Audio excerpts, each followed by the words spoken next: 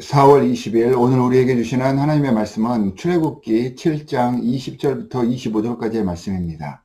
주님의 말씀 제가 대독해서 읽도록 하겠습니다.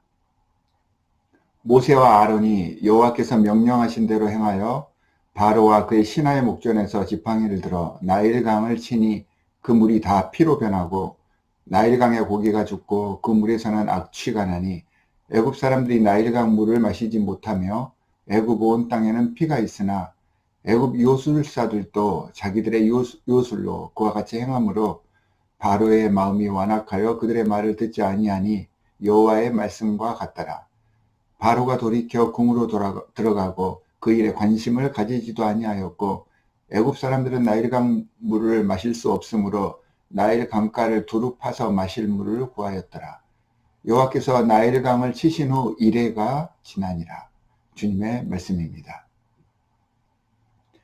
모세의 요구에 끝까지 완악한 모습을 보인 바로의 태도가 결국에는 이집트 지역, 이집트 백성들을 향한 재앙으로 이어집니다.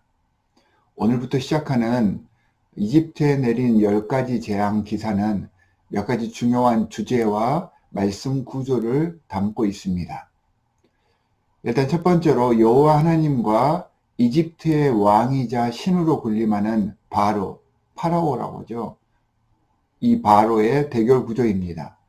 둘째는 신앙의 리더와 세상적인 리더의 협상하는 과정이 여기서 지금 나타나고 있습니다.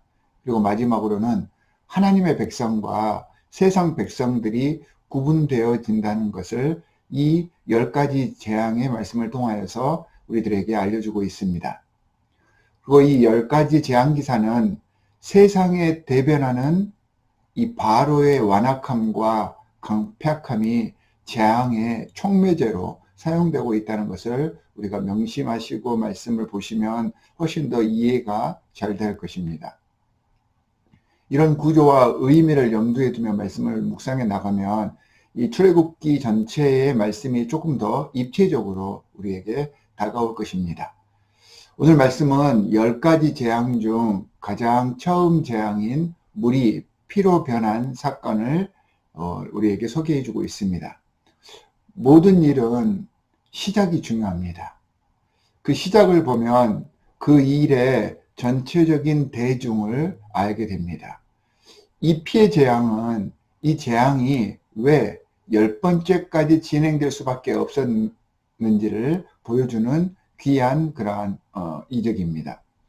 자신을 신으로 여기며 살아계신 하나님을 인정하지 않았던 바로의 교만함과 백성들의 삶에는 관심이 없는 자기 위주의 이기심이 빚어낸 재앙이었습니다.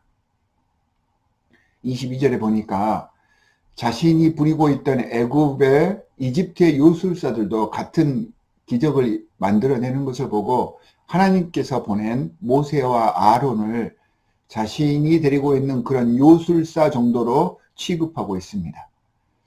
이 구절은 바로의 백성을 돌아보지 않는 이기적인 성향이 잘 나타나고 있습니다. 이집트의 모든 물들이 피로 변했고 사방이 악취가 나고 있습니다. 모든 백성들은 식수가 없어서 정말로 곤란한 상황을 경험하고 있습니다. 사실 이집트의 요술사들이 피로 바꿀 물들이 거의 남아있지 않은 상태에서 그들도 물을 피로 바꾸었다는 것을 봐서는 이 요술사들의 재주가 사실은 그 이집트 땅을 더 악화시킨 것입니다. 그 남아있던 물들을 가지고 전부 피로 변하게 했으니까 더 악화되는 상황을 만든 것입니다. 그럼에도 이것을 보고 바로는 고집을 부리고 있습니다. 자신은 궁전에서 식수가 아니더라도 포도주나 다른 음료를 마실 수가 있었기에 식순환이 딱히 느껴지지 않았을 수도 있습니다. 이런 바로의 어리석음과 이기적인 마음이 수많은 이집트 백성들을 더 곤란한 상황으로 내몰았습니다. 이 이적의 1차 대상은 사실 나일강이었습니다. 단순히 물을 피로 바꾼 그러한 재앙이 아닙니다. 이집트인들은 나일강을 신격화해서 신으로 모셨습니다. 나일강이 범람하게 되면 나일강 주변이 풍성해지고 백성의 삶과 문화가 거기서 꽃피워집니다.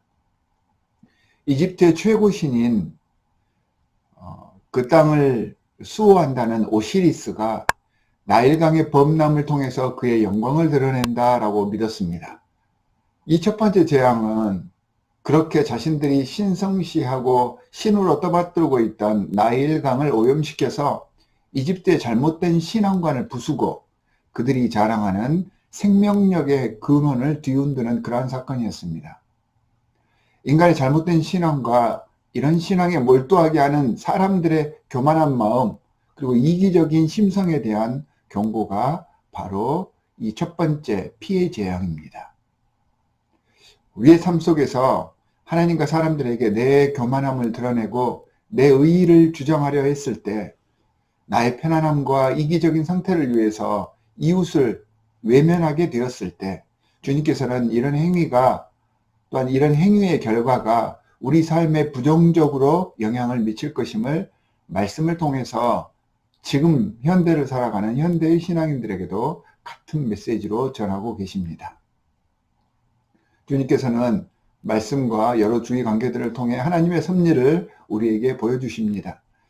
바로처럼 교만함과 이기적인 의도로 이 하나님께로부터 오는 그 말씀을 외면하지 말고 귀 기울여서 지혜롭게 수용함으로 주님의 뜻에 합당한 삶을 오늘 하루도 이어가시기를 주님의 이름으로 축원합니다.